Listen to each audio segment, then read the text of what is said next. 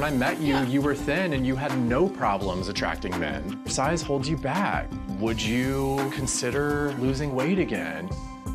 If there was something about me that I could change that would help me reach my goals, I would probably do it. On My Big Fat Fabulous Life, Whitney and her friend went to see a psychic, and she got a message from her late mom. You got a huge heart chakra. You are definitely working with your ancestors. Your maternal lineage is very strong. And there is someone who passed away that's with you. Female just popped up. It's so interesting. Let me see if there's anything that she wants to pop through. So this is a card. I want you to look at it. These black birds represent thoughts, ideas, and beliefs, and she's basically urging you to let some things go. Okay? And actually, what I love about this image is that you see her back. She is letting it go. And this is you. She also had questions about her love life. This particular card actually talks about that you're holding on to grief from something from the past. And when you are done healing from that experience, right, you're going to create the space that will allow you to attract what it is that you want. And let me tell you why this is really important. If you don't heal before you attract this new person in your life, whoever it is going to reflect your worst thoughts, ideas, and beliefs around yourself. Okay, don't want that. No, we don't want that. No. And so your homework is you have to flip the switch when you've got negative self-talk. Yes. Okay? So that you can attract what it is that you desire. There's some opportunity around worth here, right? And so just know you can have whatever you want.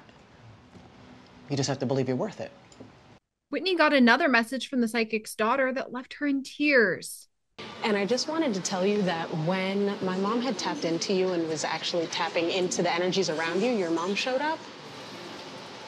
She did say that she's always there, she's always with you, and basically all you have to do is turn around.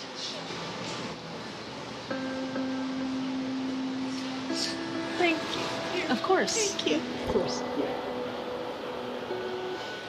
It does mean a lot to me that Gina's daughter told me that, because what it reminded me is that my mom is still there for me, because before she died, she told me that she would always try to be with me. And I can try to connect with her at any time, even though she's not here in the flesh. Later, Whitney worked out with her dad, who says that he wants a grandchild. You can't have another cat. Who says? I don't want to hear any more about it. About what? About adopting a cat.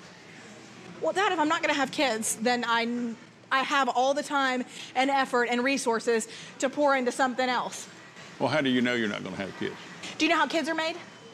Usually. Someone's got to put the pizza in the oven, you know what I mean? I'm a childless woman in the midst of a midlife crisis, and I'm only making it a joke because if I don't laugh, I'll cry. Do you think I want to be single? No. You don't think I would love to be putting these ovaries to use?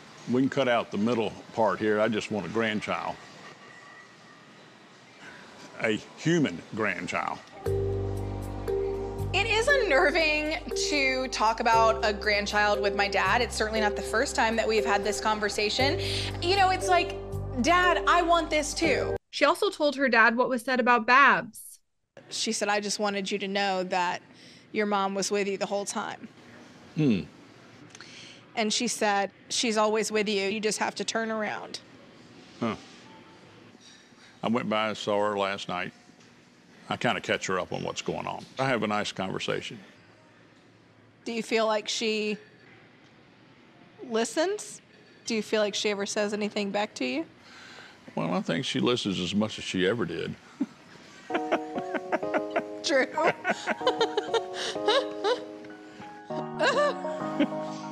You think that was the funniest thing you've ever said, don't you? When Whitney and all of her friends were hanging out, she was saying that she can't catch a break with her love life, and her ex, Lenny, had some thoughts. There's nothing wrong with you. He said, like, there's more to come. There's nothing wrong with you. You're definitely better now than what you were before, I'm assuming. I'm assuming you've grown as a person. Stop talking. Okay, you don't have any constructive criticism. Whitney's been a good friend to me, but like she kind of needs to grow as a person. Like I've changed as a person in 10 years, like tremendously. I've really tried to, you know, I've gone out of my way. I've tried to do the hardest things to be a better person. And she kind of needs to grow up and, you know, realize what her options are. He thinks Whitney's friends are sugarcoating things too much with their advice. Nobody's really telling the truth here. You know, I think, you know, Whitney is picky. She wants something that's kind of out of reach, and she wants everything to be lined up perfectly. That's not going to help her get a man. You know, that's kind of, I think, her problem is that she's expecting some perfect, elaborate, you know, love connection, and that just doesn't happen. I mean, if you can't look inwards and see what's wrong with yourself, I don't know if anyone's going to be able to convince you, you know. Everybody telling you that you're perfect all the time isn't going to make you change.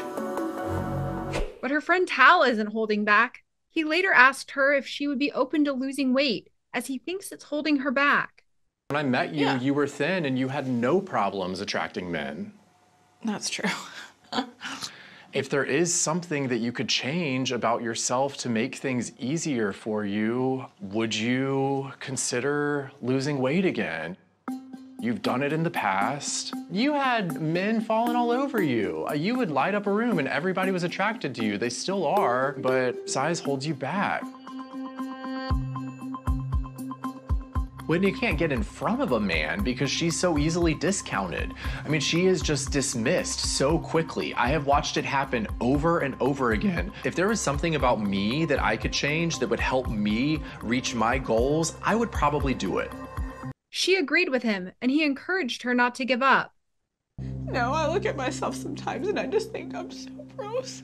You are not gross. But if I lost weight, I would just continue to get grosser. Like, I mean, well, where's all this skin gonna go? You know what I mean? And like being this age, and then the whole thing just like overwhelms me. And I just see you becoming more and more hopeless. I know there are things you want that you don't have, but please do not give up.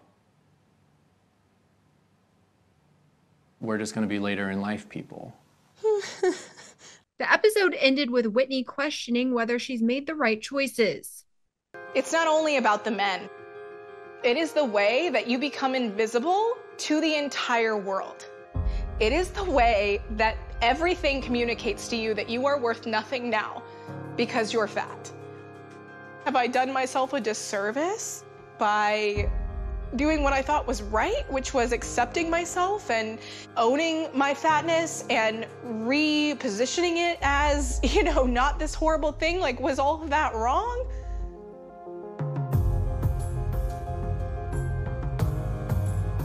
I'm over it, Tal. I'm so over it.